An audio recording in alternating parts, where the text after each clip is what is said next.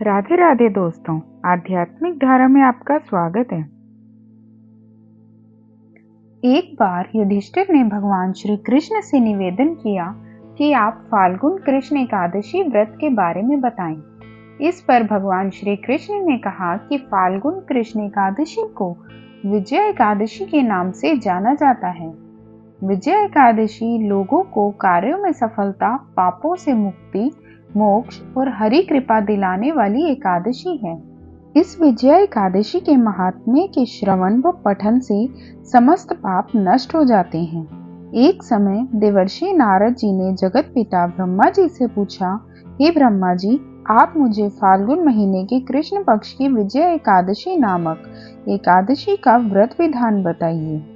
ब्रह्मा जी बोले, त्रेता युग में अयोध्या के राजा दशरथ को 4 पुत्र हुए थे, राम, भरत, लक्ष्मण और शत्रुघ्न। दशरथ की दूसरी पत्नी कैकेयी ने श्री राम के लिए 14 साल का वनवास और भरत के लिए सिंहासन मांगा, जिसके फलस्वरूप श्री रामचंद्र जी को जब 14 वर्ष के लिए वनवास हो गया था, तब वह लक्ष्मण और जानकी सहित पंचवटी में निवास करने लगे थे। इस जगह से रावण ने सीता जी का हरण किया था। इस दुख से श्री राम जी अत्यंत व्याकुल हुए और सीता जी की खोज में चल दिए। घूमते घूमते उन्हें जटायु मिले, जिनकी आयु समाप्त हो चुकी थी। कुछ आगे चलकर इनकी सुग्रीव के साथ मित्रता हो गई और इन्होंने बलि का वध किया। हनुमान जी ने लंका जाकर सीता जी का पता लगाया। वहां से लौटकर हनुमान जी श्री रामचंद्र जी के पास आए और उन्होंने जब यह समाचार श्री रामचंद्र जी से कहा, श्री रामचंद्र जी ने सुग्रीव की अनुमति लेकर वानरों, भालुओं की सेना सहित लंका को प्रस्थान किया। श्री रामचंद्र जी जब समुद्र के किनारे पहुंच गए, तब उन्होंने अत्यंत अगाध और भयंकर मगरमच्छ से युक्त समुद्र को देखकर लक्ष्मण जी से कहा, लक्ष्मण, इस समुद्र को हम किस प्रकार पार कर सकेंगे? लक्ष्मण बोले, महाराज, यहाँ से करीब आधा योजन की दूरी द्वीप पर बकदालभ्य नाम के मुनि रहते हैं। आप उनके पास जाकर इसका उपाय पूछिए। लक्ष्मण के वचनों को सुनकर श्री रामचंद्र जी बकदालभ्य ऋषि के पास गए। मुनि ने उनसे पूछा, श्री राम, आपका आगमन यहाँ कैसे हुआ? श्री राम बोले, महर्षि, मैं अपनी सेना सहित यहाँ आया हूँ और राक्षसों को जीतने लंका जा रहा हूँ। आप कृपा कर समुद्र पार करने का कोई उपाय बताइए। बकदालभ्य ऋषि बोले, श्री राम, मैं आपको एक उत्तम व्रत बताता हूँ। फाल्गुन महीने के कृष्ण पक्ष की विजया एकादशी का व्रत करने से तुम समुद्र से अवश्य ही पार हो जाओगे और तुम्हारी विजय होगी। राजन, इस व्रत की विधि यह है कि दशमी के दिन स्वर्ण, चांदी, तांबा या मिट्टी किसी का एक घड़ा बनाएं।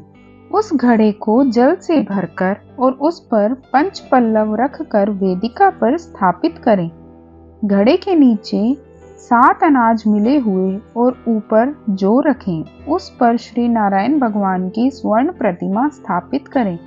एकादशी के दिन स्नान आदि नित्य कर्म से निवृत्त होकर धूप, दीप, नैवेद्य, नारियल आदि से भगवान की पूजा करें। उस दिन भक्ति पूर्वक घड़े के सामने व्यतीत करें और रात्रि को भी उसी तरह बैठे रहकर जागरण करें। द्वादशी के दिन नदी या तालाब के किनारे स्नान आदि से निवृत्त होकर उस घड़े को ब्राह्मण को दे दें। राजन, यदि तुम इस व्रत को सेनापतियों के साथ करोगे तो अवश्य ही विजय होगे। श्री रामचंद्र जी ने विधि पूर्वक विजया एकादशी का व्रत किया और इसके प्रभाव से दैत्यों के ऊपर विजय पाई। बेटा, जो मनुष्य इस व्रत को विधि पूर्वक करेगा, उसकी दोनों लोकों में विजय होगी। भगवान श्री कृष्ण कहते हैं, युधिष्ठिर, जो इस व्रत का महात्म्य सुनता है, उसको वाजपेयी यज्ञ के फल की प्राप्ति होती है। हरे कृष्णा। श्री विष्णु भगवान का किसी भी रूप में पूजन मानव मात्र की समस्त मनोकामनाएं पूर्ण करता है। भगवान राम हालांकि स्वयं विष्णु के अवतार थे, अपितु अपनी लीलाओं के चलते प्राणियों को सन्मार्ग दिखाने के लिए उन्होंने विष्णु भगवान के निमित्त इस व्रत को किया। विजय की इच्छा रखने वाला कोई भी मनुष्य इस व्रत को करके अनंत फल का भागी बनता है। विजया एकादशी का व्रत प्राणी मात्र को हर क्षेत्र में विजय श्री प्रदान करता है। हरे कृष्णा। वीडियो पसंद आए तो वीडियो को लाइक करें, शेयर करें और चैनल को सब्सक्राइब करें। बेल आइकन जरूर दबाएं। धन्यवाद।